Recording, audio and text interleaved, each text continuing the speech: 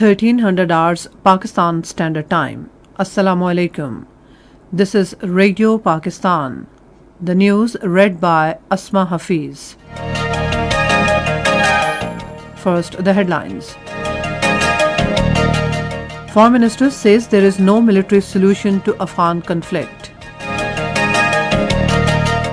Prime Minister's Special Assistant on Health has urged people to strictly follow standard operating procedures against COVID-19. In Indian illegally occupied Jammu and Kashmir, Indian police have arrested 9 teenagers in Baramulla district. Chairman of 6th Political Action Committee says the ongoing revolution of farmers is the only ray of hope in India. And now the news in detail.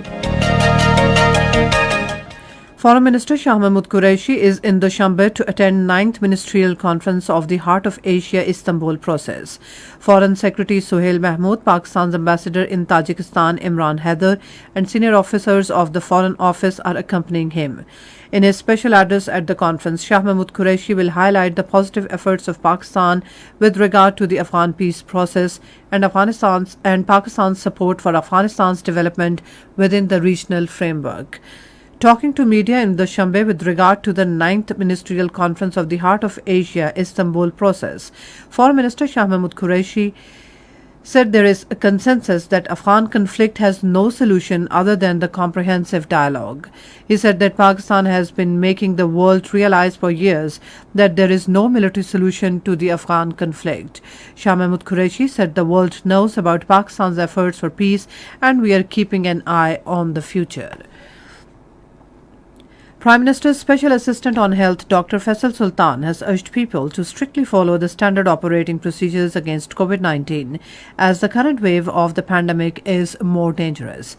Talking to media in Islamabad today, he said the number of patients infected with COVID-19 is increasing in hospitals, including Islamabad and Khyber Pakhtunkhwa. He said that people should avoid going to gatherings in closed places.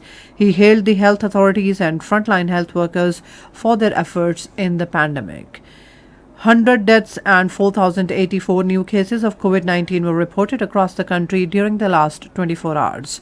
According to latest statistics issued by the National Command and Operations Center, 6,278 patients have so far recovered from the disease, while total active COVID cases are 48,566.